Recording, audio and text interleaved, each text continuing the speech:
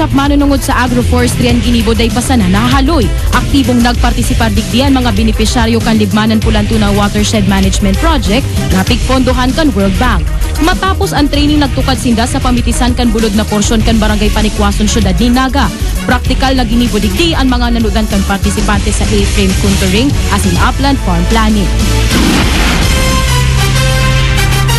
Hastangunyan dakulapaan peligro nin heat stroke sigun sa mga eksperto.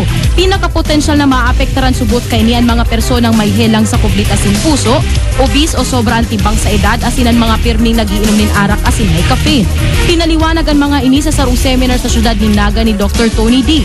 Pinaka-epektibo subot na dapat gibuhon, iyon pahigdaon ini, itaasan bitis asin pahidan nin cold compress ang liog asin payo. Makakatabang man kung mag-inom tulos nin dakol na likido, tanganing magbaba ang temperatura kan hawak.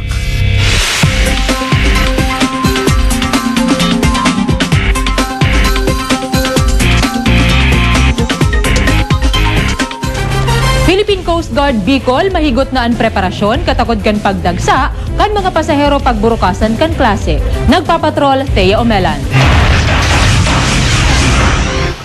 Bako sa na DepEd na naghahanda sa pagbubukas kan klase sa Hunyo 15. Ngunyan pa sana naghahanda naman ang Philippine Coast Guard sa pigante si parang dagsakan mga biyahero sa mga mayor na pier kan Bicol.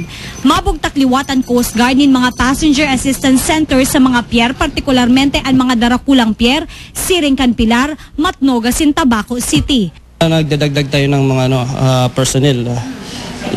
Tulad ng canines, kasama na doon yung mga sniffing dogs, then the special operation groups personnel. Doble esperso man ngunyan ng Coast Guard sa pagbabantay lalo na sa mga passenger vessel. Saro sa mga tututukan ng overloading na iyon saro sa mga pangenot na rason kan mga aksidente sa kadagatan. Sumunod sa mga lituntunin, pagsusuot ng mga life-saving equipment tulad ng jacket. Sa tahaw kay ni hagad ngunyan kan PCG Bicol ang pakikipagtabangan kan mga pasahero asin kan mga may tagsadiri kan mga passenger vessel. Thea Omelan, Patrol kan Pilipino. Mga Pinoy wakeboard enthusiasts nagpatribayan sa 5th Philippine Wakeboard Nationals katakod paman graray kan katatapos pa sa Kaugma Festival sa Camarines Sur. Napapatrol Kate De La Vieres. Liwat nagkatiripon ang wakeboard enthusiast sa nasyon kan weekend. Ang bantog na Camarines Sur Water Sports Complex ang naginindang destinasyon para sa 5th Philippine Wakeboard Nationals. Prioridad ng gadkan kompetisyon ang Pinoy wakeboarders na pinatunayan ang tibay sa nasabing sports. There are 105 participants this year. I think that's more than last year, which was 97. So I'm very confident that next year there will be more people from Davao, from Manila, from all parts of the country coming to Camsur.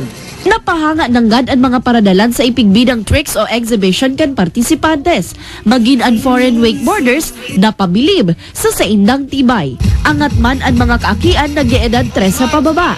Magin ang mga kababaihan na imapadaog sa extreme sports na ini. Ang mga aking lalaki, game na game man. Asin syempre, day mapahuri ang kalalakihan sa man iba-ibang kategorya kan kawat. Pakonsuelo man ang Pineapple Award para sa may worst game sa kompetisyon. Kate De La Vieres, Patrol kan Pilipino. Asin yan ang mga balatang naguno sa mga urog na pinahiwas na pagpapatrol. Kami ang mga patrol kan Pilipino. Nagsisirbisa daw sa inman sa Kabikolan.